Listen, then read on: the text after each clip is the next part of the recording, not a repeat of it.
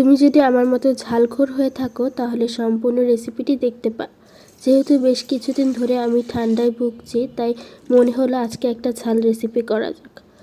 বগুড়ার আলুঘাটি, খুলনার চুই ঝাল, নোয়াখালীর মরিচ খোলা, একইভাবে ময়মনসিংহের চাপা শুটকি, একই সূত্রের গাথা। চাপা শুটকির অনেক রকম রেসিপি হলেও সারা বাংলাদেশ জুড়ে চাপা পুলি, চাপা চাশনি, চাপার ভর্তা বিখ্যাত। আমি অনেককে অনেকভাবে চাপা ভর্তা করতে দেখেছি। আমার নানুর কাছ থেকে শেখা একদম ট্রেডিশনাল একটা চাপা ভর্তা করে দেখাচ্ছি। জানি না এখন একইভাবে চাপা ভর্তা কেউ করে কিনা।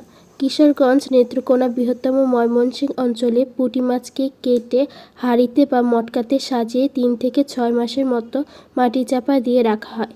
এভাবেই তৈরি হয় চাপা শুটকি, যে কারণে এটা অন্যান্য শুটকি থেকে ভিন্ন। শুটকি ভর্তার স্বাদকে দ্বিগুণ করার জন্য আমি পেঁয়াজ, রসুন, কাঁচামরিচ এবং চাপা শুটকিকে পুড়িয়ে সব কিছুকে একসাথে থেতে নিয়েছি। আমি এখানে সরিষা তেল এবং ধনিয়া পাতা ব্যবহার করিনি, যেন চাপা শুটকির নিজস্ব ঘ্রাণটা বজায় থাকে। তো আজকের রেসিপিটি তোমাদের কাছে কেমন লেগেছে অবশ্যই জানাতে ভুলবে না।